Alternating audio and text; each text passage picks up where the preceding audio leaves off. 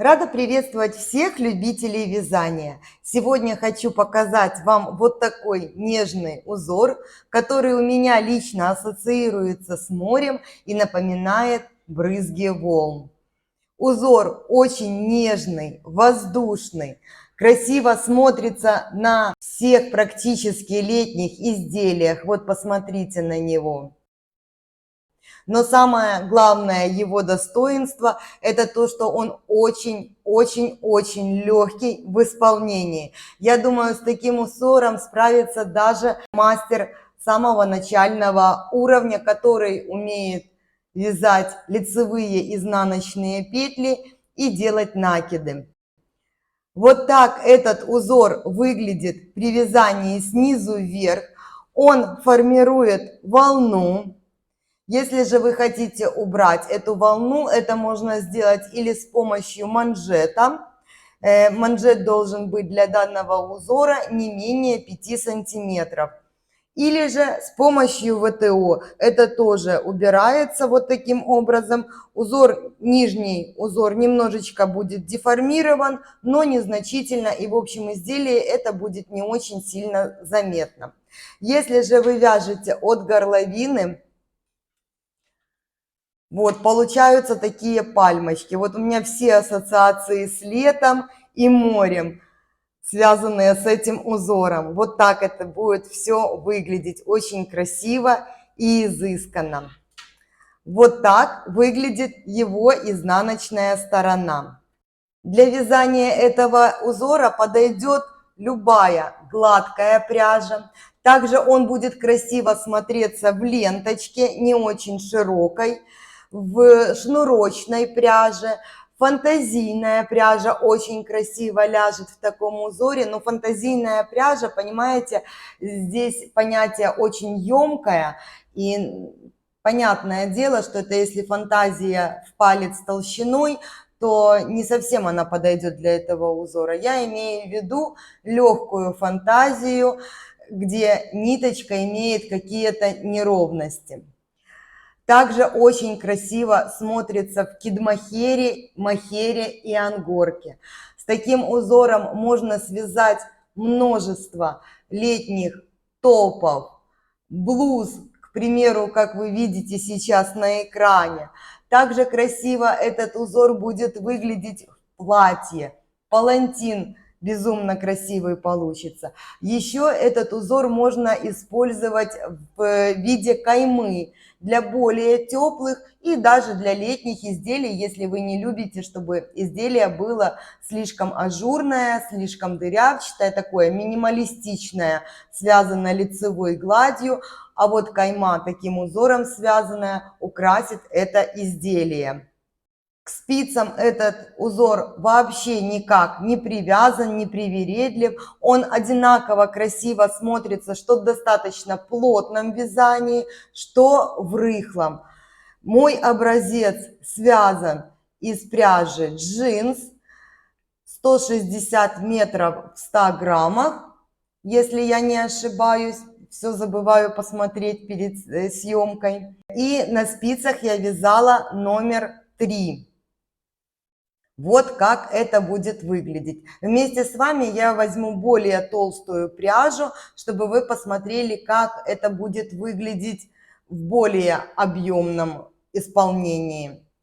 Итак, раппорт данного узора составляет 12 петель в ширину и 10 рядов в высоту вот в этом исполнении, которое у меня на образце.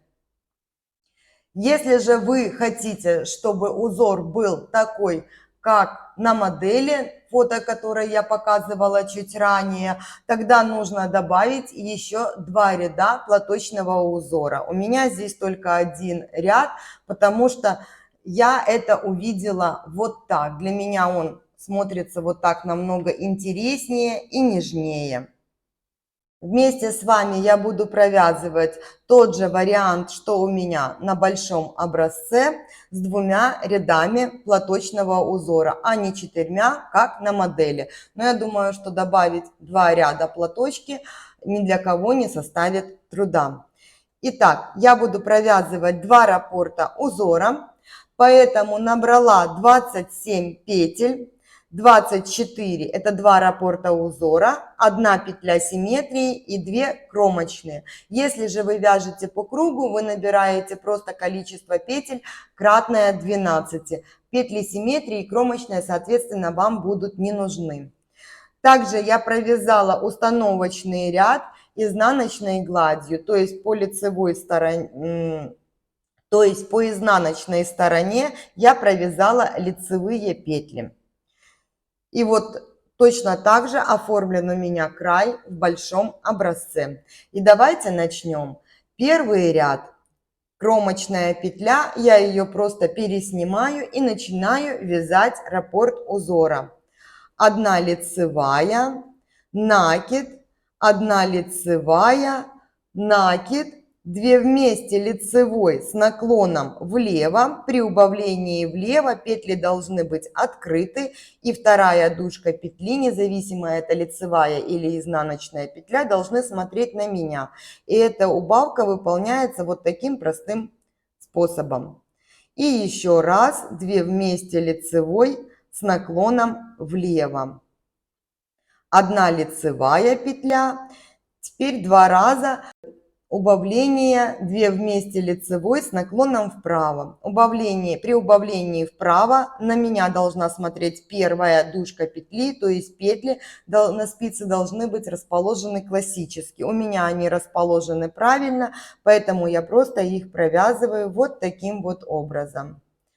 2 вместе лицевой с наклоном вправо и еще 1 раз 2 вместе лицевой с наклоном вправо.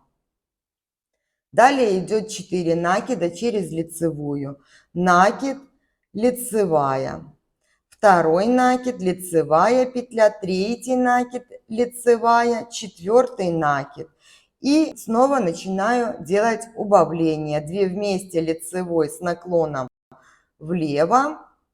И второй раз 2 вместе лицевой с наклоном влево. 1 лицевая петля, 2 вместе лицевой с наклоном вправо. И второй раз 2 вместе лицевой с наклоном вправо. Далее идет у меня накид, 1 лицевая и накид. Я закончила вязать 2 раппорта этого узора. Ряд заканчиваю лицевой петлей симметрии и кромочной. Все четные ряды в этом узоре, не считая платочного, провязываются изнаночными петлями. Накиды также при поворотном вязании провязываются открытой изнаночной петлей. Если же вы вяжете по кругу, соответственно, все петли вы провязываете лицевыми и накиды в том числе. Думаю, здесь трудностей никаких быть не может, поэтому четные ряды я буду провязывать за кадром. Третий ряд провязывается точно так же, как и первый. Кромочная, я ее переснимаю и начинаю вязать раппорт узора. 1 лицевая, накид, лицевая, накид, 2 вместе лицевой с наклоном влево, 2 вместе лицевой с наклоном влево, 1 лицевая петля, 2 вместе лицевой с наклоном вправо. И еще раз 2 вместе лицевой с наклоном вправо. Далее идет 4 накида через лицевую. Накид, лицевая, второй накид, 1 лицевая петля, третий накид, лицевая и четвертый накид. После него я начинаю убавление. 2 вместе лицевой с наклоном влево и второй раз 2 вместе лицевой с наклоном влево. 1 лицевая петля. Теперь идут убавления вправо. 2 вместе лицевой с наклоном вправо. И еще раз 2 вместе лицевой с наклоном вправо. Накид, 1 лицевая и накид. Я закончила вязать раппорт узора. Ряд заканчиваю петлей симметрии и кромочной. Пятый ряд. Кромочная петля и начинаю вязать раппорт узора. 2 лицевые петли, накид, 1 лицевая, накид, 2 вместе лицевой с наклоном влево, 3 вместе лицевой со второй центральной петлей. Как делаю это я? 2 первые петли переношу на правую спицу, за работой левой спицей подхватываю первую петельку, аккуратно это все спускаю, на правую возвращаю вторую петлю и надеваю ее на левую спицу. Сейчас она у меня первая. И далее я провязываю все 3 петли одной лицевой. Вот таким образом. Дальше 2 вместе лицевой с наклоном вправо. Накид, лицевая, накид, 3 лицевые петли. Накид, 1 лицевая, накид, 2 вместе лицевой с наклоном влево, 3 вместе лицевой со второй центральной петлей. Я меняю первую и вторую петлю местами и провязываю все 3 петли вместе одной лицевой. Далее 2 вместе лицевой с наклоном вправо. Накид, 1 лицевая, накид, 1 лицевая. Я закончила вязать раппорт узора. Ряд заканчиваю лицевой петлей симметрии и кромочной. 7 ряд. Кромочная, я ее просто переснимаю и начинаю вязать раппорт узора. 5 лицевых петель, 3, 4, 5. Накид, 3 вместе, вот их видно, центральная петля идет, 3 вместе лицевой со второй центральной петлей. Я меняю местами первую и вторую петлю, затем провязываю все 3 петли вместе одной лицевой. Далее накид, 9 лицевых петель, 2, 3, 4, 5, 6, 7, 8, 9. Накид, 3 вместе лицевой со второй центральной петлей. Провязываю тем же способом. Вы можете делать протяжкой, если вам так удобнее. Разницы здесь особенно никакой нет. Далее идет накид и 4 лицевые петли. 3, 4. Я закончила провязывать 2 раппорта узора. Ряд заканчиваю петлей симметрии и кромочной. В 9 ряду я выполняю платочный узор, то есть 9 ряд я провязываю изнаночными петлями, 10 также изнаночными петлями.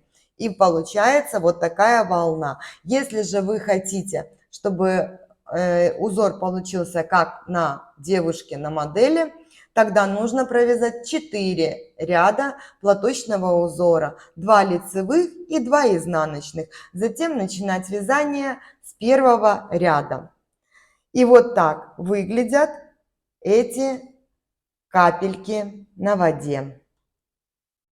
Надеюсь, узор вам понравился. Вы обязательно свяжете образец, а после него изумительную летнюю кофточку или что-нибудь другое. Всем легких петелек и до встречи на канале!